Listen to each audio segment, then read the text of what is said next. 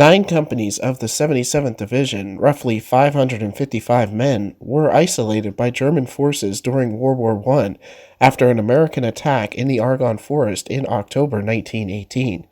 Roughly 197 were killed in action, and approximately 150 were missing or taken prisoner before the 194 remaining men were rescued. They were led by Major Charles Whittlesey. On October 2nd, the 77th launched an attack into the Argonne under the belief that French forces were supporting their left flank and 2 American units, including the 92nd Infantry Division, were supporting their right.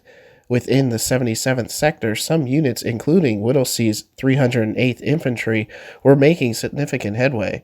Unknown to Whittlesey's unit, the units to their left and to the right had been stalled. Without this knowledge, the units that would become known as the Lost Battalion moved beyond the rest of the Allied line and found themselves surrounded by German forces. For the next 6 days, they suffered heavy losses.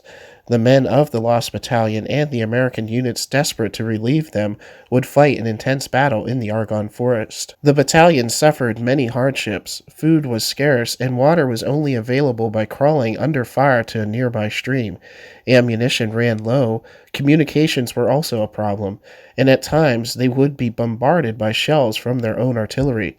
Attempts to resupply the battalion by airdrop failed, with all of the supplies going off target, either getting lost in the woods or falling into German hands. As every runner dispatched by Whittlesey either became lost or ran into German patrols, carrier pigeons became the only method of communicating with headquarters. In an infamous incident on October 4th, inaccurate coordinations were delivered by one of the pigeons and the unit was subjected to friendly fire. The unit was saved by another pigeon, delivering the following message: "We are along the road parallel 276.4. Our artillery is dropping a barrage directly on us. For heaven's sake, stop it." Despite this, they held their ground and caused enough of a distraction for the other Allied units to break through the German lines, which forced the Germans to retreat. Of the over 500 soldiers who entered the Argonne Forest, only 194 walked out. The rest were killed, missing, captured, or wounded. Major Charles Whittlesey received the Medal of Honor for his actions. Whittlesey was also recognized as being one of the pallbearers for the remains of the unknown soldier.